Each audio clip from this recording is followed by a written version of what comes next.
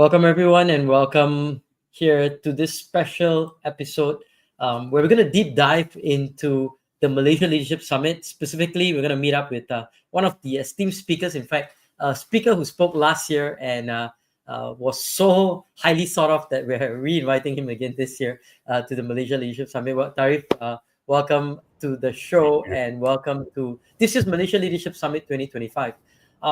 Malaysia Leadership Summit, again, just to kind of get everybody squared on what we do in the Malaysia Leadership Summit. It's a program that we've been running since 2013. So, and it started out with Bank Negara supporting us, and essentially it's to bring in the best speakers from all over the world, the best thought leaders, the best innovators, bringing them over to Malaysia. And what happens is that every single dollar that we collect in terms of ticket sales, in terms of proceeds and sponsorships and all, is donated back to Malaysian charities. And we're running it for since 2013, so it's our 12th edition, I think, this year. So it's going to be an exciting 12 years of getting high-profile thought leaders to come to Malaysia, but more importantly, to raise money for communities all over the country. And most interestingly, is to get 500 plus C-suite leaders together at this event. Where they get to talk to each other, network, and also learn from some of these thought leaders. So let me very quickly, before I get to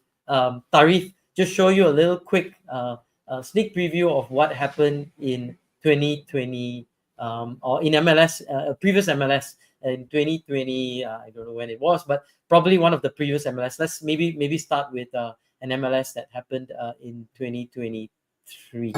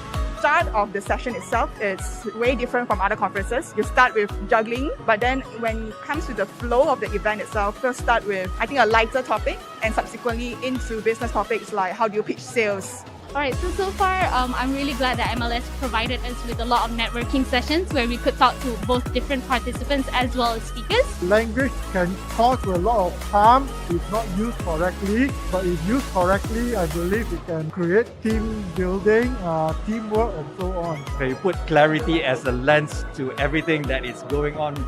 I think it really makes a big difference.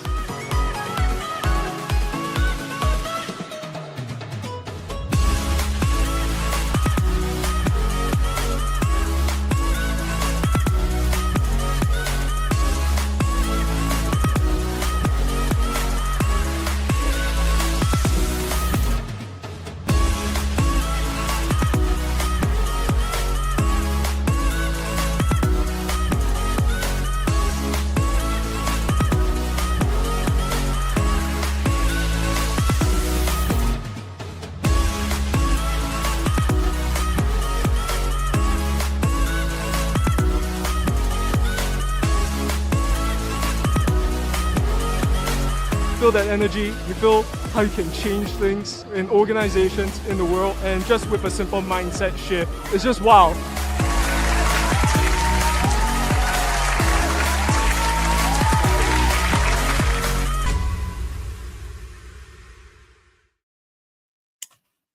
Welcome back. And that was the 2022 Malaysia Leadership Summit. And with me today is one of the speakers for the 2025 session. And this time it's going to be in Sime Darby Convention Center here in Kuala Lumpur on the 29th of May.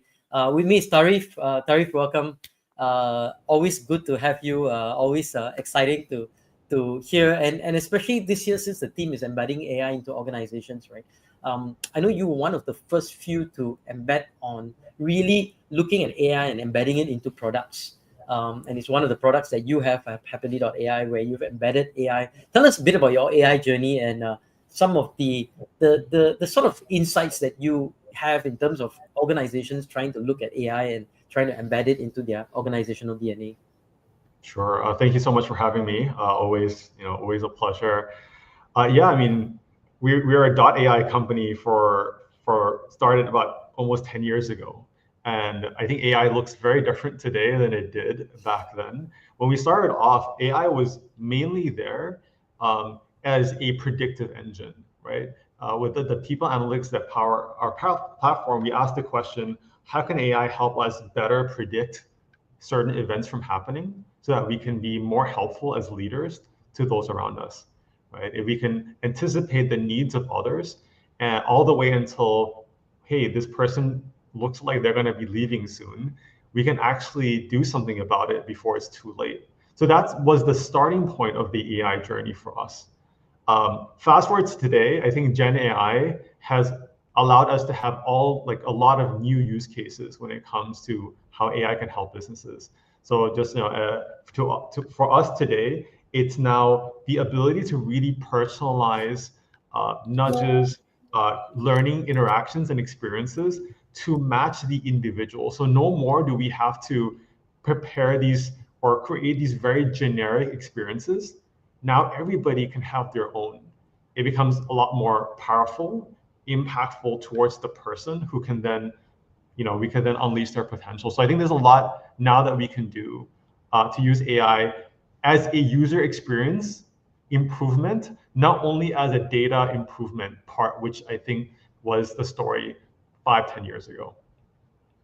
Fantastic. And as you look forward to this Malaysia Lead Summit, I know last year you talked a little bit about looking at workflows and how businesses can use AI to either remove or automate certain workflows. And maybe you can share a bit of insights from there, and then talk a little bit about possibly some of the thoughts that you might be sharing with us to trigger some dialogue in terms of how some of these senior leaders who are going to attend the Malaysia Leadership Summit, what should be thinking about in terms of AI and the work that they are doing in terms of their products, their operations, their customer engagement, and maybe even their employee engagement. Yeah, I think that the point that had proven true, just looking at how the past 12 months have gone, is AI has progressed so much. We have now gained so much more intelligence capabilities. But the question that remains, the question that needs to be answered is how much has productivity actually increased? If we can really code 10 times faster than before, if we could write emails at that possible increase of rate, how come we haven't seen the same shift in productivity? So that means that we have the wrong idea of where our bottlenecks are. Our bottleneck hasn't been that we write code slowly or we send emails not fast enough. There is something else that is getting in the way. And I think that in all of the hype around AI, which a lot of it is valid, a lot of it is invalid, I think in the end of the day, it is about business smarts. If you take AI out of the equation and just consider it as a tool, what essentially is the current bottleneck to your productivity today? Why can't you do more? Why can't you create more value than you want to create? And why can't you capture the value that you need to capture? I think then we could really start to apply AI to the right places, not just try to reduce costs. Because if you reduce costs and your competitors do the same with AI, you're pretty much in the same playing field again, right? So it should always be about what part of our business and how do we enhance what we have that makes us unique to then outcompete the rest. So I think that's how we want to look at the application of AI in a business case as well. And how, I mean, where does someone start, right? Because I think the easiest one is to, because you've got all these different companies building automation tools like to write more emails and basically to look at how do you generate more leads and blah blah blah and so on and so forth, right? And they are storming, and they're very loud and it's everywhere. But how do you take that step back and say, okay, here's really what we need to be doing, and how do we think through? Maybe what you're saying is have a strategy for driving AI in the organization, and then start building towards it, right? Yeah, I mean, for us, it's very much a very, very good and meaningful reason to go back to the basics, right? The basics are, we need to take care of our customers. How are we actually using AI to do that? Automating agents is probably helping us save costs, but not really helping the customer as much as we try to rationalize it. So actually, what are we doing to apply these new tools to improve how they feel about using our products and services? And of course, the other half, which are our employees, the lifeblood of our business. What are we doing to help them? To use AI to replace them is not really helping them. So I think that we're using AI because we have this cost conscious, let's start to actually lean our businesses. But the basics aren't that. The basics of business is not just clearing out the fat or the bloat. It's actually taking care of what matters most, which is our customers, our employees, and how they work with each other. I think there's a lot of opportunity there. And that's a lot of the work that we're trying to do as well, is to uncover these insights to make it work so much better. But there's going to be some form of churn in terms of the administrative part, right? I mean, what AI is doing is what we don't like to do, right? I mean, a lot of the bottlenecks in terms of administration, in terms of taking care of the minute, all this finance, accounting, blah blah blah. I mean, all these things, and those today are unfortunately housed by a lot of people, doing that kind of work. There's going to be some form of transition that's going to happen, right? Because ultimately, I mean, we saw that in the previous age where with manufacturing and automation, there was all these people who had to be reskilled to something different, right? Obviously, there's going to be some form of that, right? I mean, should a business be looking at that also in terms of how they figured out this transition? I think they have to, right? If you can save X amount from automating a few things and your competitors aren't able to, then that's additional investment you have to spend. So I think that it's never, of course, there is going to be that factor at play. But I think that just solely focusing on that alone would not really get you the outcomes that you want. Like, just imagine the world where you've automated everything. You think that that's what your business requires. Not necessarily. So I think that it is a simple but hard question to ask, because I think that it's not evident or very clear, right? What exactly are our bottlenecks? And we only learn about this when we have such a immense technology to start to really improve things, but we're not really seeing the improvements in the areas we want to. Yeah. So tell us a bit about your journey, because I know you were in Google. And obviously, you were in MIT also for a little bit. And how does this AI journey begin for you? Because a lot of people say, I'm an AI person, but as you start looking at, it's interesting as you look at different people, they all have slightly different journeys to get them to the point of where they are today, right? What was your journey like, Tareef? I don't really consider myself an AI person. I think I use AI to develop. I'm more of a designer and a scientist, so that's the approach in which I use AI.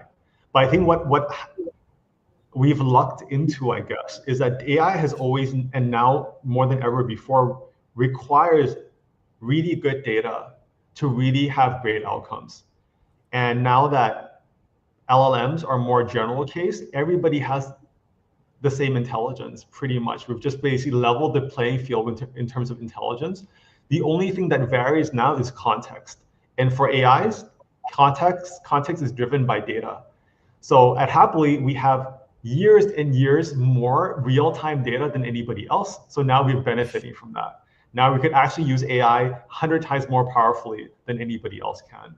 But I think it goes back to businesses as well, that in your case, we all have data, but we all have the same problems. They're completely disorganized. We don't know what to use. We don't know how to map them together. And we hope that AI can repair this. But I think whatever we've kind of thought about being important will now become more important today. I think that's what the realization is. I think in terms of my own personal journey, we're very, I guess I'm very grateful that we took a very rigorous and disciplined approach to the analytics, because we realized that getting great analytics would be really beneficial. We just didn't know how much, and we're learning now with the AI revolution. Fantastic.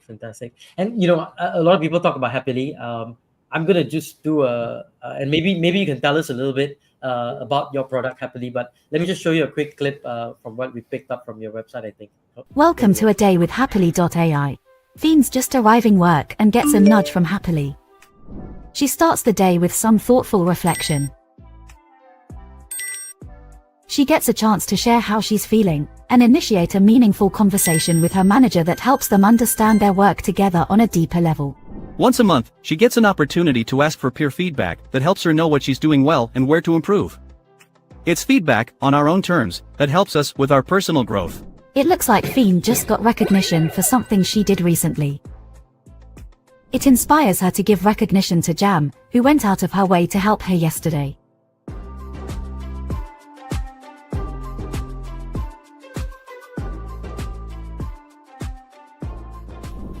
Fien realizes she has enough coins to redeem something she wants. In a few taps, she selects the reward, redeems, and it's delivered to her right away. Fien has a lot to do. She gets on with her busy day. Here's Reef, he manages a few teams. He just finished his daily questions and now sees a few messages from his team. It's always insightful and he gains a micro understanding of his direct reports and how he can help them.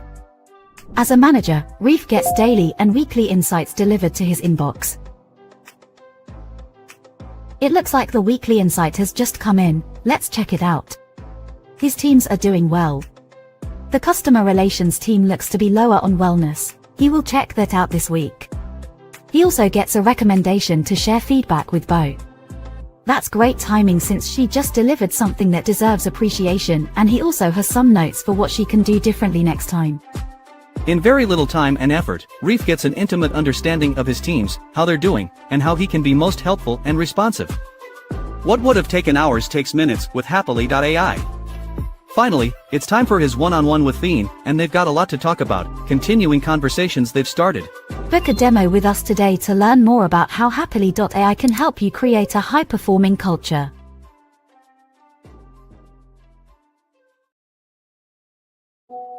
All right. So tell us a bit about Happily, especially some of the AI. You're muted, Tareef, but especially some of the AI features. I think you've baked in some new, some really cool AI features, right?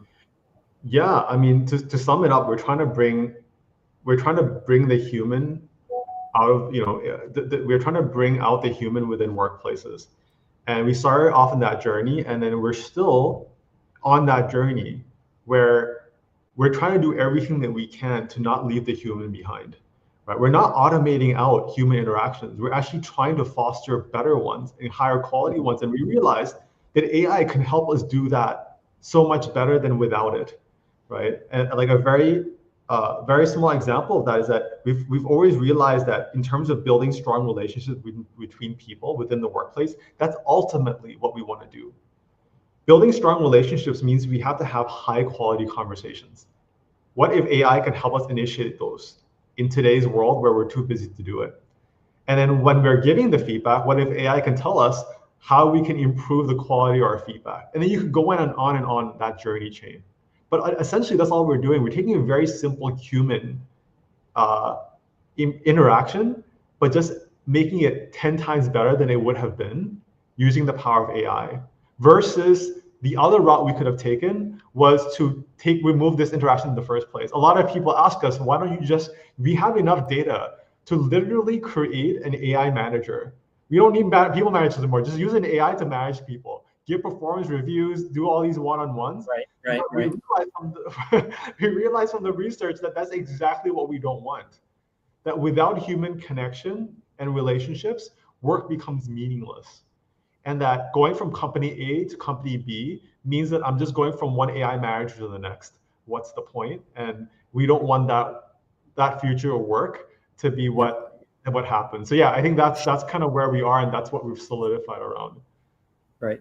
I think there's a question here in terms of AI being leveraged for company values and organizational culture. But I mean, I think the bigger question's always been, and I'm going to play up this question from Stacey, is like, isn't it bad to have digital take over a lot of relationships, things that, was personal, like, reinforcing company values and driving culture, Yeah. should AI, should digital tools be replacing it, or is it, in your case, I suspect it's complementary, right? They shouldn't be replacing it. They should be enhancing it or they're developing it. So I think that's a good way of like looking at it, is that what we're bringing in here is that actually replacing an interaction that we want to have, that because of this we won't have anymore. And I think the truth is that it's already happened. I have to admit, within my workplace alone and from observing other workplaces, now that we use digital tools, we talk to each other much less. We could be sitting right next to each other, but we will enter our comments in a Google Sheet instead of turning our heads and talking to the person sitting next to us. So I think that's when the replacement is happening. We're replacing human interaction with digital, activity. At Happily, we're trying to go the other way here. It's like, no, we're not trying to do that. We're trying to use opportunities to amplify these human moments within the workplace that wouldn't exist otherwise. And I think company values is a really good use case for this. That we talk about our values all the time. Our values are what matters the most. The question is, how often do we uphold them and how often do we reinforce them? And if the answer isn't every day, we're falling short, right? And so that's what we're trying to do. And we found that peer recognition can be a really, really good reinforcement tool. When people recognize other people, are they recognizing them align with your core values, and are they using them right? Because if they are, your culture will become more prominent in every day, rather than something that we just talk about like quarterly in town halls or something like that.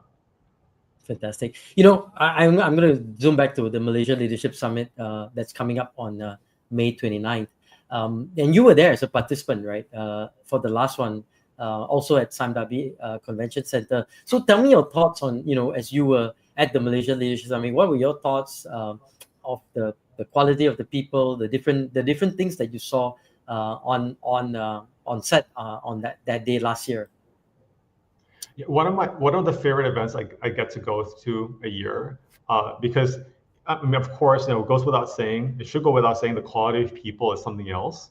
But I think it's also the honesty of the conversations you get to have. A lot of times it's very superficial. Everything is going well, and how are you doing, kind of thing. But I found that last year we actually got into the weed of things, right? There were really hard questions that people were asking each other that we got to talk about. I think now with AI coming in, we are looking at how do we engage, retain people well, and what is working for a lot of people now, right? And how do we approach learning development where people are expecting a certain amount of personalization that maybe our tools that we've invested in 10 years ago can no longer serve. And they're important questions because they're part of how we run our businesses and how we want to really upskill and develop people. So yeah, I really appreciate that about the summit, is that we got into the harder questions. Yeah, I think that's how we get the right answers. Yeah.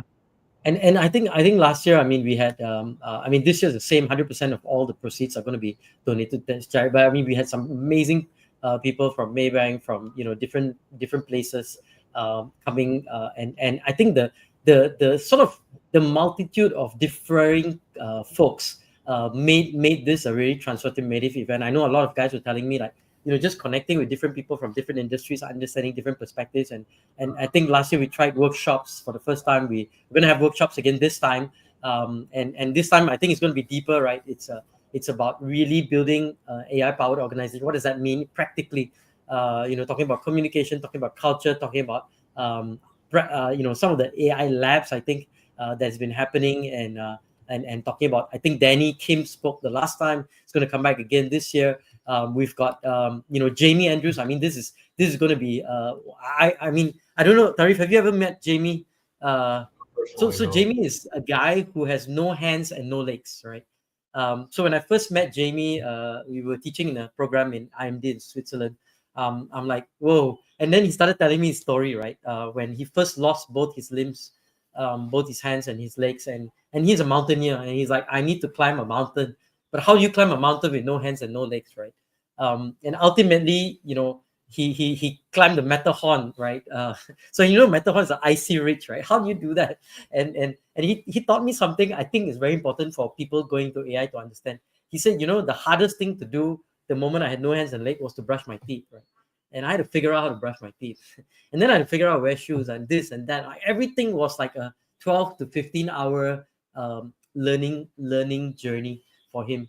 But being able to overcome each thing one by one, ultimately resulting in him, conquering some amazing stuff. Anyway, he's going to be an amazing person to just listen to his story. And I think, of course, Alvin's got some amazing stories of how Celcom Digi has merged together. And he was the CEO for Digi. Now he's part of the Celcom Digi merge. Of course, there's Tareef.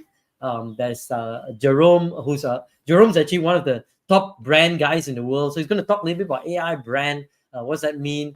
We've got Manoj. Manoj again was speaking last year on AI. He's a very deep thought leader in AI from Singapore.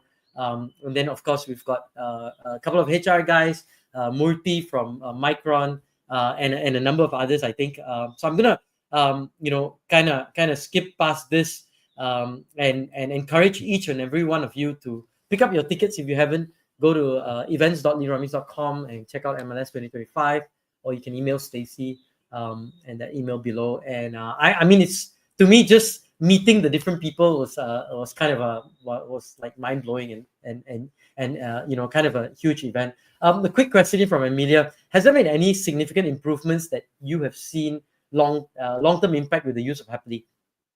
Question from Amelia. Great question.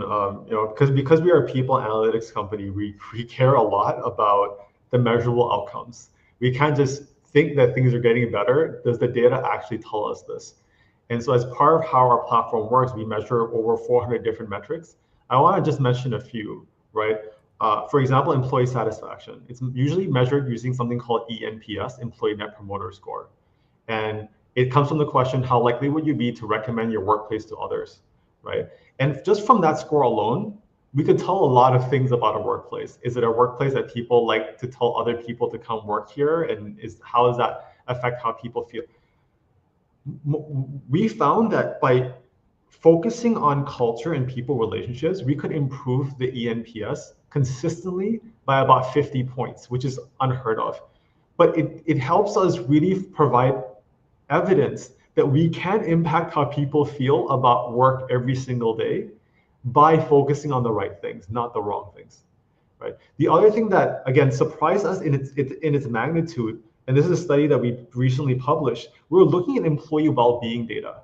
We use the WHO5 metric to measure well-being. We measure it quarterly. And so we have up to 10 years of well-being data. We found with very clear evidence that during COVID and post-COVID, well-being has declined significantly. It used to be at an average score of like 68, I believe, out of 100.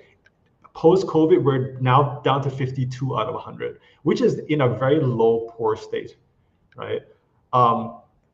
Customers who use Happily over just about 3 to 6 months are seeing a 40% increase in well-being score, which is much larger than we thought we would see.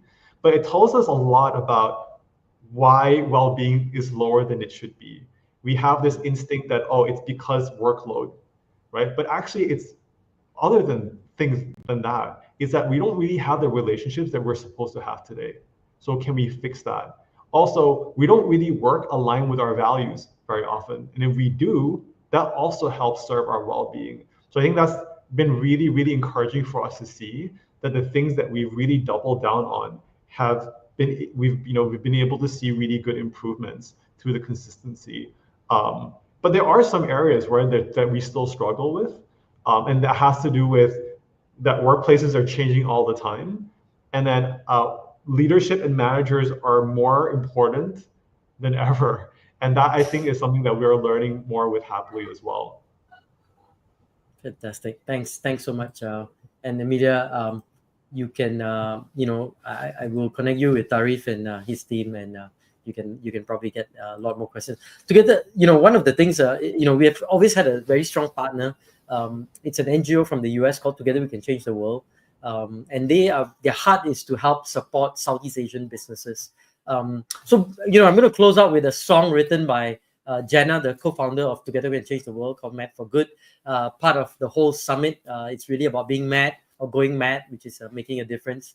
But to close out, one piece of advice that, Tareef, you can leave to business leaders as they think about AI and as they think about embedding it in their organizational DNA.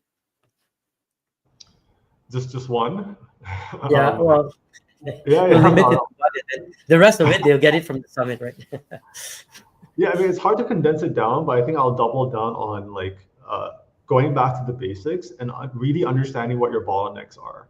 We make a lot of assumptions that our bottlenecks are, for certain reasons. And when we're able to solve through them, we realize those weren't the reasons in the first place. So I think that instead of spending a lot of time and resources kind of improving in the wrong areas, I think going back to the basics, focusing on what matters most to your customers and to your employees, right? There's no reason why those two fundamentals won't improve things. So I think as a more of a leadership function, we have more visibility, we have more accountability in that role than anybody else. There's nobody else to take that on. Fantastic. Well, thanks, Tareef. And of course, MLS, for those of you in Malaysia, it's 100% HRDF claimable, HRDC claimable. So you can, again, go to the site and you can check it out and connect. So I'm going to end with a song created for the summit, actually, the Mad song. And this is not an AI created song. It was actually created by Jana Stanfield, who is an award-winning, Grammy award-winning singer-songwriter. And she will be at the summit too. So she's been to almost every single summit, and Jana's going to be there. So with that, thank you, Tareef. Wishing everyone a fantastic week ahead. Looking forward to seeing each and every one of you at the Malaysia Leadership Summit, May 29th, in the Sime Darby Convention Center in Kuala Lumpur. So here's Matt for Good.